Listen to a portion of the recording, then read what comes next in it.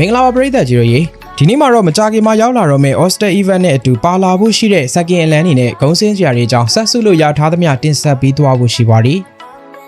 ပထမဆုံးအနေနဲ့သိရတာကတော့ weekly pass ပုံစံနဲ့လာမယ့် Fasa ရဲ့ Oyster second မှာ second နာမည်ကတော့ C1 Oracle လို့အမည်ရပြီးသူက weekly pass လို့တပတ်စာ pass ဝယ်ရုံနဲ့ရရှိမှာဖြစ်ပါတယ်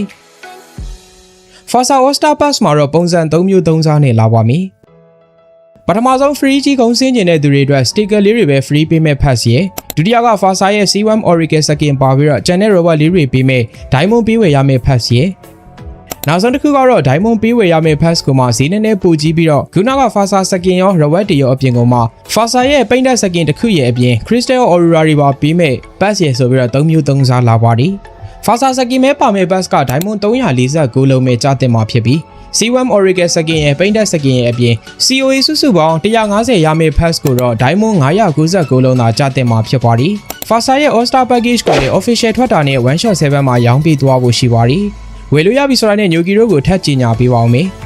Oyster event မှာ Fasa second ပြင်လင်းနဲ့ယူဆောင်တို့ရဲ့ second တွေလည်းပါဝင်လာအောင်မယ်လို့သိရပါတယ်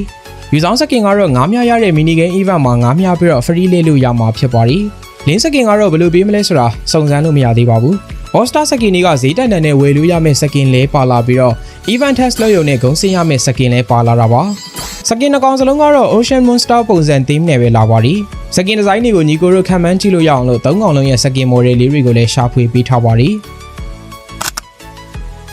ယူဆောင်ကတော့ရေနဂါးကြီးအဖြစ်တွေ့ရမှာဖြစ်ပြီးလင်းကတော့ရေအောက်ကဘာကအစွမ်းထက်ဓားပိုင်ရှင်အဖြစ်မြင်တွေ့ရမှာပါ